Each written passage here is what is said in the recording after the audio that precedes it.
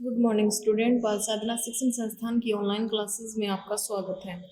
Last वाले video में अपन बात कर रहे थे अंतरा हैलोजन यौगिक, और अंतरा हैलोजन यौगिक में अपन ने उनकी प्रॉपर्टी देख ली थी, उनके बनाने की विधियां देख ली थी, फिर अपन बात कर रहे थे उनकी स्ट्रक्चर की बात कर रहे थे। और लास्ट वाले वीडियो में मैंने आपसे 2 क्वेश्चन पूछे थे। मेरा क्वेश्चन था आपसे, एक IF5 और BRF5 की स्ट्रक्चर किस प्रकार की होती है, और एक क्वेश्चन मेरा आपसे ये था कि ICl जो है वो Cl2 या I2 आ जाए उससे अधिक क्रियाशील होता है, ऐसा क्यों? तो फर्स्ट ऑफ ऑल अपन बात करते हैं IF5 या BRF5 की स्ट्रक्चर किस प्रकार की होती है। तो केंद्रीय परमाणु क्या है? आयोडीन। भाईतम कोष में कितने इलेक्ट्रॉन हैं? 7 इलेक्ट्रॉन है। कितने फ्लोरीन के साथ बंध बना रखा है? 5 फ्लोरीन के साथ। तो देखिए 7 इलेक्ट्रॉन है, 5 फ्लोरीन जुड़े हुए हैं, 5 फ्लोरीन जुड़ गए, ये एक लोन पेयर इसके ऊपर शेष रह गया। अब देखिए केंद्रीय परमाणु में संकरण का प्रकार देखिए। केंद्रीय परमाणु में संकरण का प्रकार कैसे निकालेंगे? सिग्मा बंध की संख्या प्लस लोन पेयर की संख्या। सिग्मा बंध कितने हैं? 1 2 3 4 5, 5 सिग्मा बंध हैं। लोन पेयर कितना है? 1 6। संभावित संकरण का प्रकार क्या होगा? sp3d2 या d2sp3, ये होगा संकरण का प्रकार। यानी कितने कक्षक? 1 3 1 4 5 और 6।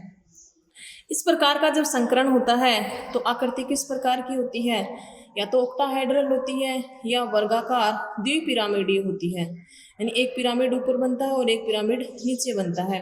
लेकिन IF5 में 5 बॉन्ड पेयर हैं और एक क्या है? लोन पेयर है। यदि 6 के 6 बॉन्ड पेयर होते तो उस स्थिति में आकृति ऑक्टाहेड्रल होती या वर्गाकार द्विपिरामिडीय होती। लेकिन एक लोन पेयर की उपस्थिति के कारण वेस्पर सिद्धांत के आधार पर IF5 जो है उसकी आकृति होगी वर्गाकार पिरामिडीय। केवल एक पिरामिड बनेगा, चाहे ऊपर जोड़ दीजिए फ्लोरीन, चाहे नीचे जोड़ दीजिए, एक लोन पेयर का इलेक्ट्रॉन इसके पास, लोन पेयर इसके पास शेष रहेगा। आकृति हो जाएगी वर्गाकार पिरामिडीय।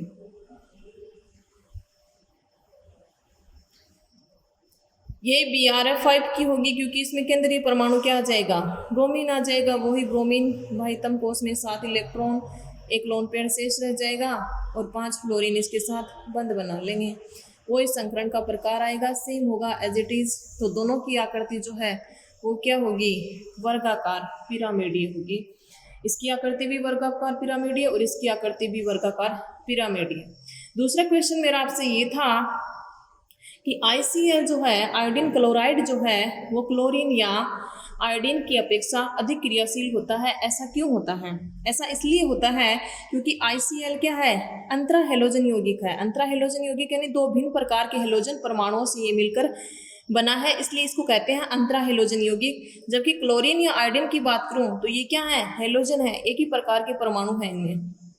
और अंतरा हैलोजन यौगिकों में इनके मध्य जो बंध पाया जाता है वो वीक बॉन्ड पाया जाता है, दुर्बल आबंध पाया जाता है। तो दुर्बल आबंध पाए जाने के कारण ये आसानी से टूट जाता है और ये आसानी से रिएक्शन दे देते हैं। यानी इनकी क्रियाशीलता, इनमें वीक बॉन्ड उपस्थित होने के कारण क्रियाशीलता बढ़ जाती है। जबकि हैलोजन में पाया जाने वाला बॉन्ड इसकी अपेक्षा क्या होता है? प्रबल होता है। इस कारण ICl जो है उसकी रिएक्टिविटी या क्रियाशीलता जो है, क्रियाशीलता अधिक होती है। जबकि हैलोजन, चाहे वो क्लोरीन है चाहे आयोडीन है, किसी के साथ भी यदि कंपैरिजन करके दिया हुआ उसकी क्रियाशीलता कम होती है। कारण हो जाएगा अंतरा हैलोजन यौगिकों में दुर्बल आबंध की उपस्थिति। तो ये तो थे दोनों क्वेश्चनों के आंसर। अब देखिए कल अपन पढ़ रहे थे वेस्पर सिद्धांत के आधार पर अपन ने देखी थी Cl3 की आकृति कि बंकित टी शेप्ड होती है। वो बंकित नाम क्यों आता है? यानी लोन पेयर की उपस्थिति के कारण आकृति, यानी ऐसे देखेंगे अपन, इस तरह से देखेंगे तो ये क्या है? एक अंग्रेजी वर्णमाला का टी शेप है, ये दो लोन पेयर उपस्थित हैं। लोन पेयर कौन सी स्थिति पर हैं? निरक्षीय स्थिति पर हैं। निरक्षीय स्थिति पर इसलिए हैं क्योंकि निरक्षीय स्थिति पर इनके मध्य दूरी अधिकतम होती है, यानी 120 डिग्री का एंगल होता है निरक्षीय स्थिति पर। और अक्षीय स्थिति की बात करूं तो अक्षीय स्थिति पर बॉन्ड एंगल का मान कितना होता है? 90 डिग्री का, यानी दूरी कम होती है। तो दूरी जितनी ज़्यादा होगी इनके मध्य रिपल्सन फोर्स उतना कम लगेगा। इस कारण लोन पेयर के इलेक्ट्रॉन कहाँ पर हैं? निरक्षीय स्थिति पर। अब ये दोनों लोन पेयर के इलेक्ट्रॉन क्या करेंगे? लोन पेयर के मध्य प्रतिकर्षण सबसे ज्यादा होता है वेस्पर सिद्धांत के आधार पर, फिर लोन पेयर बॉन्ड पेयर के मध्य, और फिर बॉन्ड पेयर के इलेक्ट्रॉन के मध्य। तो इनके मध्य रिपल्सन फोर्स जब लगेगा तो ये लोन पेयर के इलेक्ट्रॉन इधर जाएंगे और ये इधर जाएंगे। तो इस दौरान ये बॉन्ड पेयर के इलेक्ट्रॉन है और ये लोन पेयर के इलेक्ट्रॉन है, इनके मध्य भी क्या लगेगा? रिपल्सन फोर्स लगेगा। यहाँ भी लोन पेयर और बॉन्ड पेयर के इलेक्ट्रॉन के मध्य क्या लगेगा? रिपल्सन फोर्स लगेगा, जिसके फलस्वरूप आकृति जो टिप शेप थी वो थोड़ी सी हल्की पुश होकर के इस तरह से आ जाती है, यानी ये जो आकृति है थोड़े से फ्लोरीन इस तरह से हो जाते हैं। और इसको क्या बोलते हैं? यानी विकृत या बंकित बोल दो या डिस्टोर्टेड बोल दो, विकृत टी शेप्ड हो जाती है या बंकित टी शेप्ड हो जाती है। तो ये चाहे ClF3 है, चाहे Brf3 है, चाहे IF3 है, उनकी स्ट्रक्चर इस प्रकार की होती है। अब वेस्पर सिद्धांत के आधार पर कुछ अणु दिए हुए हैं, कुछ मॉलिक्यूल दिए हुए हैं, उनकी स्ट्रक्चर आपके सिलेबस में है। बाकी इनमें से किसी की भी बनवाए, ध्यान होना चाहिए। टी शेप, बंकी टी शेप कैसे बनाते हैं, वर्गाकार पिरामिड कैसे बनाते हैं, लीनियर कैसे बनाते हैं, केंद्रीय परमाणु पर लोन पेयर के इलेक्ट्रॉन दिखा देना, बाकी बंद बना देना और उसकी स्ट्रक्चर बना देना। Brf3 की दी हुई है तो Brf3 की तो वही बंकित टी शेप्ड बनेगी जैसे ClF3 की बनी थी। ये हो जाएगी बंकित टी शेप्ड, यानी ये फ्लोरीन लोन पेयर के रिपल्सन के कारण इधर रिपेल हो जाएंगे, आकृति हो जाएगी बंकित टी शेप्ड। अगली स्ट्रक्चर जो है वो है ICl2 माइनस की।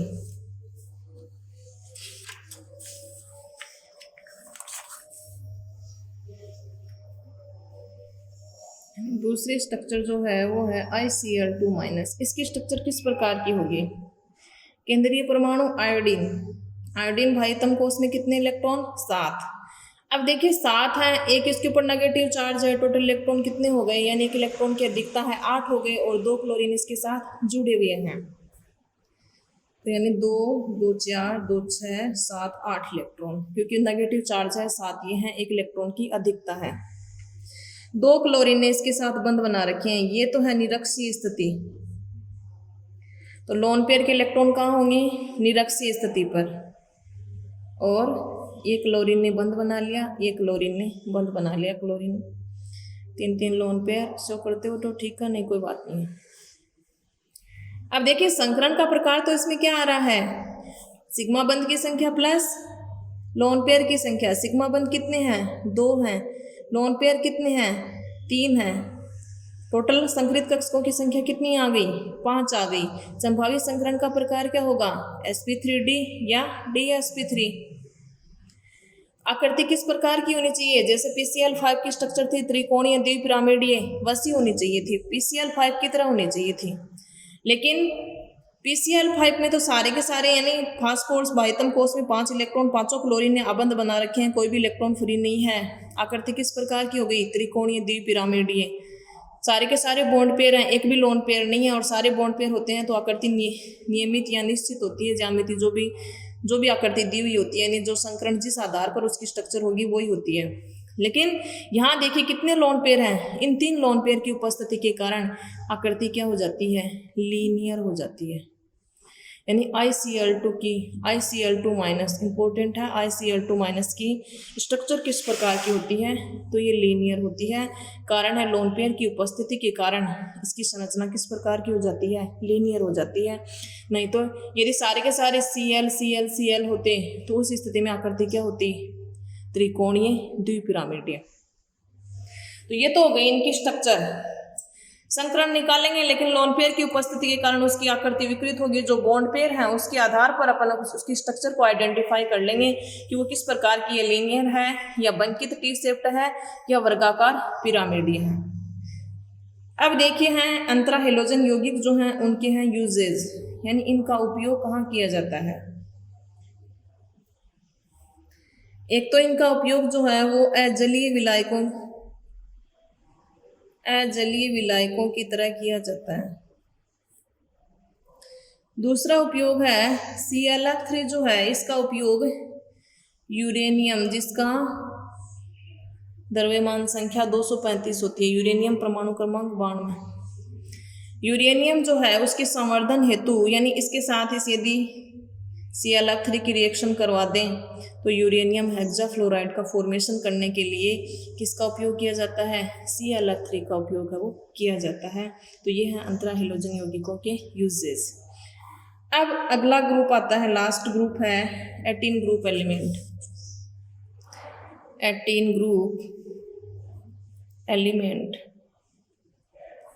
ग्रुप एलिमेंट में फर्स्ट ऑफ ऑल अपन बात करते हैं कौन कौन से तत्व आते हैं। तो हीलियम है, नियोन है, आर्गन है, क्रिप्टॉन है, जीनोन है, रेडोन है, ये आते हैं 18 ग्रुप एलिमेंट में। इनको जीरो ग्रुप भी कहा जाता है, इनको अक्रिय गैस भी कहा जाता है, क्योंकि ये सामान्य ताप के ऊपर क्या होती हैं, अक्रियाशील होती हैं।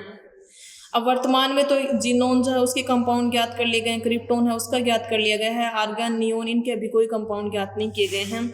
इस कारण इनको क्या कहा जाता है, उत्कृष्ट गैस भी कहा जाता है। तो अक्रिय गैस, उत्कृष्ट गैस, 18 ग्रुप में जो जीरो ग्रुप में जो गैसें आती हैं उनको क्या कहा जाता है, अक्रिय गैस। क्रिया नहीं करने के कारण, क्रिया क्यों नहीं करती हैं, सामान्य ताप पर अक्रियाशील होती हैं, क्योंकि इनका अष्टक क्या होता है, पूर्ण पूरित होता है। यानी भारितम सामान्य इलेक्ट्रॉनिक विन्यास की बात करें तो क्या होता है, NH2Np6 होता है, यदि हीलियम को छोड़ दें, क्योंकि हीलियम का क्या होता है 1s2।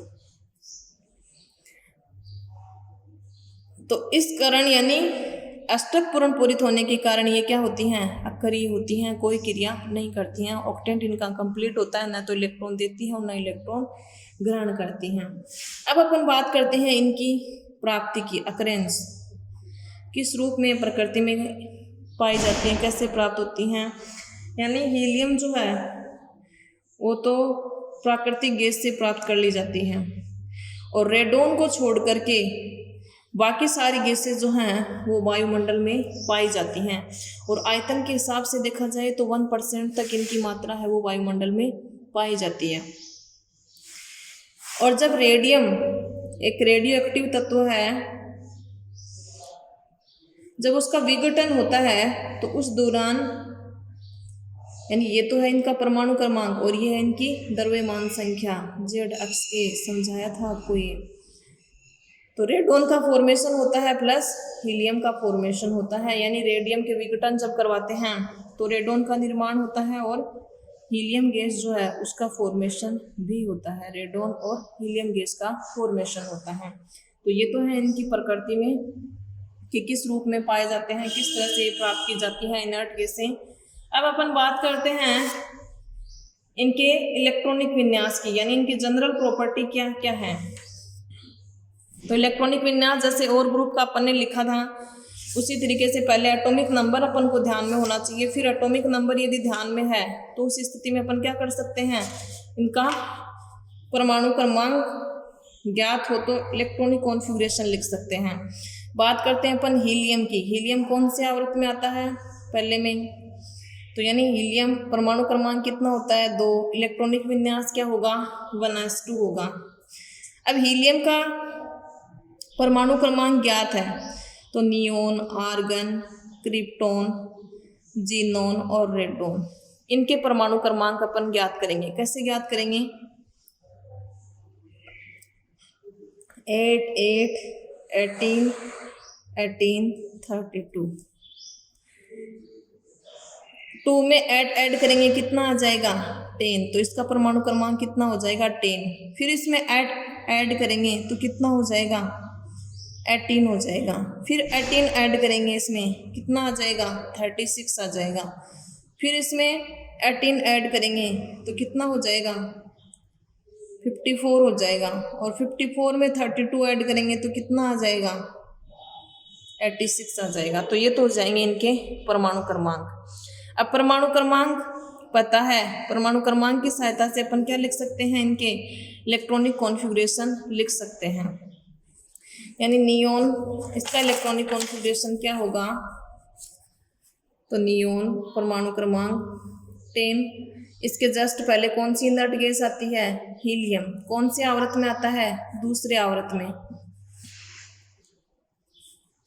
दूसरे आवर्त में आता है। तो यानी क्या हो जाएगा 2s2 2p6, क्योंकि अंतिम इलेक्ट्रॉनिक बाह्यतम कोश का क्या होता है 2s2 ns2 np6 होता है हीलियम को छोड़ करके।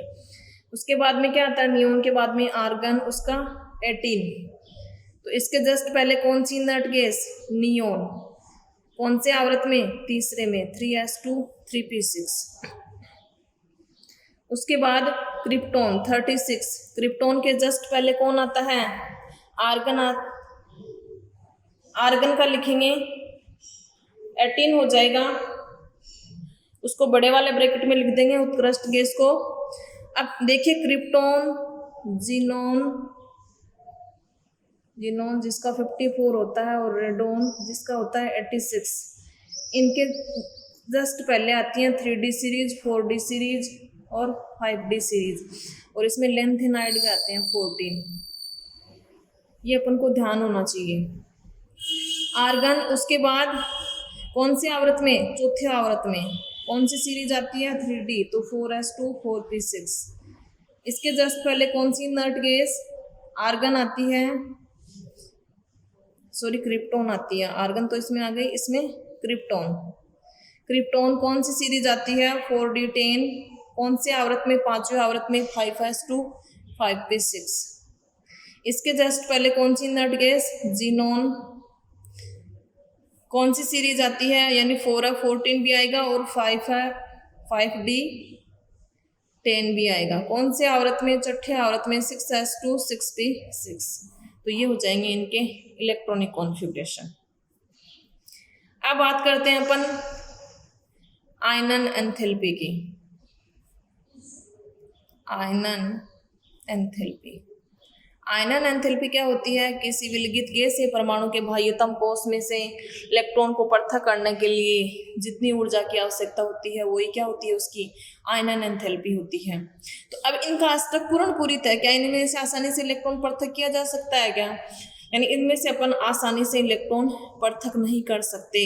यानी हीलियम है, नियोन है, आर्गन है, क्रिप्टोन है, जीनोन है, रेडोन है, इनमें से अपन आसानी से इलेक्ट्रॉन पृथक नहीं कर सकते, क्योंकि इनका कक्षक क्या होता है, बाह्यतम कोश क्या होता है, पूर्ण पूरित होता है, अष्टक पूर्ण पूरित होता है हीलियम को छोड़ करके। इसका भी एस जो है वो क्या है, पूर्ण पूरित है। तो उसमें से इलेक्ट्रॉन पृथक करेंगे तो बहुत ज़्यादा एनर्जी की रिक्वायरमेंट होती है।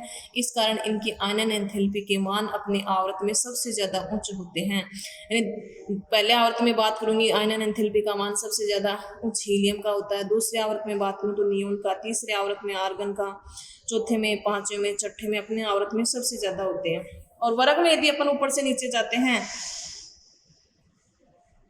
तो आयनन एंथैल्पी के मान में कमी आती है, डिक्रीज होती है। ऐसा क्यों होता है, क्योंकि परमाणु क्रमांक बढ़ता है, और परमाणु क्रमांक बढ़ेगा, नाभिक से इलेक्ट्रॉन की दूरी बढ़ेगी, दूरी बढ़ेगी तो उस वाले इलेक्ट्रॉन को अपन फिर भी पृथक कर सकते हैं इसके कंपैरिजन में। यानी कहने का मतलब आयनन एंथैल्पी की यदि कंपैरिजन करें या ऑर्डर यदि मैं लिखूं तो सबसे ज़्यादा आयनन एंथैल्पी हीलियम की होती है, फिर नियोन की, फिर आर्गन, फिर क्रिप्टोन, फिर जीनोन और फिर रेडोन।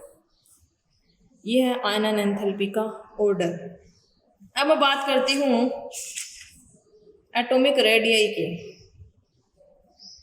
एटॉमिक रेडियाई,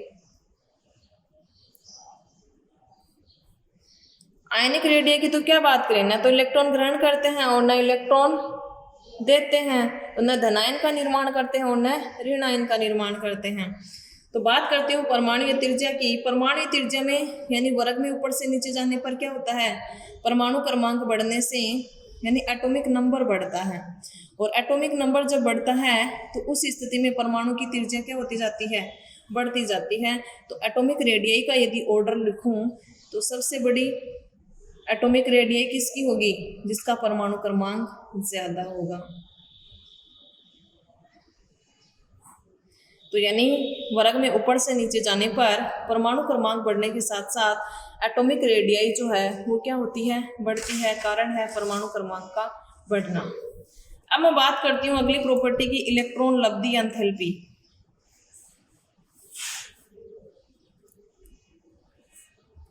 इलेक्ट्रॉन लब्धि एंथैल्पी। इलेक्ट्रॉन लब्धि एंथैल्पी में नहीं, अब इलेक्ट्रॉन लब्धि एंथैल्पी का मान इनका उच्च धनात्मक होता है। उच्च धनात्मक। 17 ग्रुप की बात करूं तो उच्च ऋणात्मक होता है, क्योंकि वो एक इलेक्ट्रॉन ग्रहण करके अपना अस्तित्व पूरित कर लेती हैं या स्थायी विन्यास को प्राप्त कर लेती हैं। लेकिन 18 ग्रुप एलिमेंट की यदि बात करूं तो इनका अस्तित्व पहले से पूरित है। तो इस अवस्था में यानी इन गैसों में इलेक्ट्रॉन ग्रहण करने की प्रवृत्ति नहीं पाई जाती है, यानी इलेक्ट्रॉन ग्रहण नहीं करती हैं, क्योंकि इनका स्थायी इलेक्ट्रॉनिक कॉन्फ़िगरेशन होता है। स्थायी इलेक्ट्रॉनिक कॉन्फ़िगरेशन के कारण, स्थायी इलेक्ट्रॉनिक विन्यास के कारण इलेक्ट्रॉन ग्रहण नहीं करती हैं। इसी कारण इनकी इलेक्ट्रॉन लब्धि एंथैल्पी का मान उच्च धनात्मक होता है। यानी बहुत ज्यादा एनर्जी देकर के अपन क्या जोड़ सकते हैं? इलेक्ट्रॉन को जोड़ सकते हैं, अदरवाइज नहीं। एनर्जी देंगे उच्च धनात्मक। तो ये तो हो गई जनरल प्रॉपर्टी, एटॉमिक रेडियस हो गई, आयनन एंथैल्पी हो गई, इलेक्ट्रॉन लब्धि एंथैल्पी हो गई। अब मैं बात करती हूँ फिजिकल प्रॉपर्टी के, यानी इनकी सामान्य प्रॉपर्टी क्या है? Physical property. फिजिकल प्रॉपर्टी में फर्स्ट ऑफ ऑल बात करूं तो यानी इनको अक्रिय गैस या उत्कृष्ट गैस कहा जाता है। यानी सारे के सारे जो तत्व हैं 18 ग्रुप एलिमेंट में, सारे के सारे किस फॉर्म में हैं? गैसीय फॉर्म में। सारी की सारी गैसें हैं, इनर्ट गैसें हैं या उत्कृष्ट गैसें हैं। अगली प्रॉपर्टी की बात करूं, सारी की सारी जो होती हैं वो रंगहीन होती हैं, गंधहीन होती हैं। कोई गंध नहीं आती, कोई कलर नहीं होता और कोई इनका स्वाद नहीं होता। तो रंगहीन, गंधहीन और स्वादहीन होती हैं। बात करती हूँ अगली प्रॉपर्टी की कि जल में घुलनशीलता, तो H2 में बहुत अलग मात्रा में विलय होती हैं, अलग विलय होती हैं। बात करो इनके मेल्टिंग पॉइंट और बॉइलिंग पॉइंट के मान जो होते हैं वो बहुत कम होते हैं, और वर्ग में ऊपर से नीचे जाने पर बॉइलिंग पॉइंट और मेल्टिंग पॉइंट के मान में वृद्धि होती है, घनत्व में भी वृद्धि होती है। बात करती हूँ इनकी एटोमिसिटी की, परमाणुकता की, यानी ये एकल परमाणुविक होती हैं। एकल परमाणुविक होती हैं। एकल परमाणुविक कैसे? जैसे अपन ने हेलोजन में देखा था कि हेलोजन F2Cl2 Br2 ऐसे लिखते हैं, ऐसे नहीं लिखते फ्लोरीन। नहीं, वो डाइएटॉमिक मॉलिक्यूल के रूप में पाई जाती हैं, लेकिन ये किस रूप में पाई जाती हैं? एकल परमाणु के रूप में, क्योंकि एकल परमाणु के रूप में इनका अस्तित्व पूरित है, स्थायी विन्यास है, न इलेक्ट्रॉन ग्रहण करती हैं न देती हैं, कोई बॉन्ड का फॉर्मेशन नहीं करती हैं। इस कारण किस रूप में पाई जाती हैं? सिंगल एटम के रूप में। हीलियम ऐसे लिखेंगे, नियोन ऐसे, जैसे अपन क्लोरीन लिखते हैं, सल्फर लिखते हैं, फास्फोरस लिखते हैं, ऑक्सीजन लिखते हैं, नाइट्रोजन लिखते हैं। तो यानी डाई एटोमिक, पॉली एटोमिक इस रूप में नहीं होती, मोनो एटोमिक यानी एकल परमाणुविक होती हैं। Helium, neon, argon, krypton, xenon और रेडॉन। तो ये हो गई इनकी फिजिकल प्रॉपर्टी। अब बात करते हैं अपन इनकी केमिकल प्रॉपर्टी की।